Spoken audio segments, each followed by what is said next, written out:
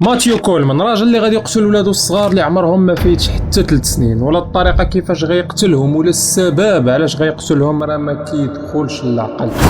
ماتيو كولمان 40 عام، كان مجوج وعنده 2 وليدات. الدري الكبير كاليو عنده 3 سنين والدريه الصغيره روسكي عندها 10 شهور. كانوا كيجمعوا حوايجهم هو ومراته باش يسافروا. ماتيو غادي يخلي مرته كتجمع في الحوايج، غادي يهز الدراري الصغار في الطوموبيل وغادي يخرج. المهم من بعد غنقول لكم فين خرج. مرته غادا تسالي الجميع ديال الحوايج، كتفاجئ ما كاين لا راجلها لا ولادها، كتعيط ليه كتصيفط ليه في لي ميساج مي تليفونه طافي. المهم غادا تسنى شي سويعات على الله وعسى يبانوا، مي ما غادي يبان حتى شي اثار لا عليه لا على ولادها.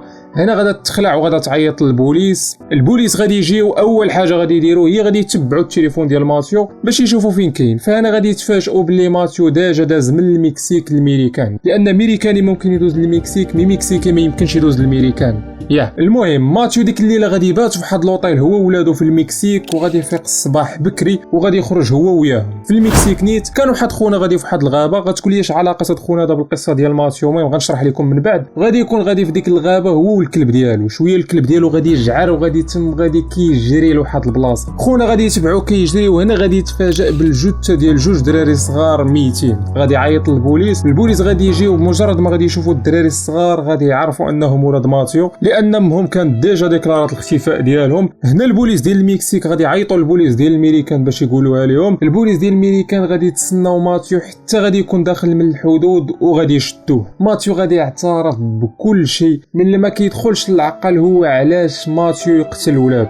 كيفاش راجل في عمره 40 عام وبكامل قواه العقليه ممكن تعطيه خاطره انه يقتل ولادو بواحد الطريقه اللي ما كتدخلش للعقل، لدرجه ان ولده الكبير كان مطعون برمح اللي كان كيصيد به ماتيو 17 طعنه، وبنته الصغيره روسكي كانت مطعونه 12 طعنه. فشنو اللي خلى ماتيو يرتكب هذه الجريمه هذه؟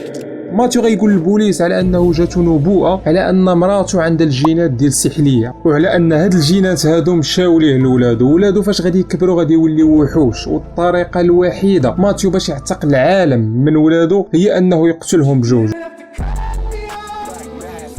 وفعلا ماتيو غادي يقتلهم ظنا منه انه اعتق البشريه، حتى غيلقى راسو في المحكمه كيواجه يا اما الاعدام يا اما المؤبد. القصه ديال اليوم سالات.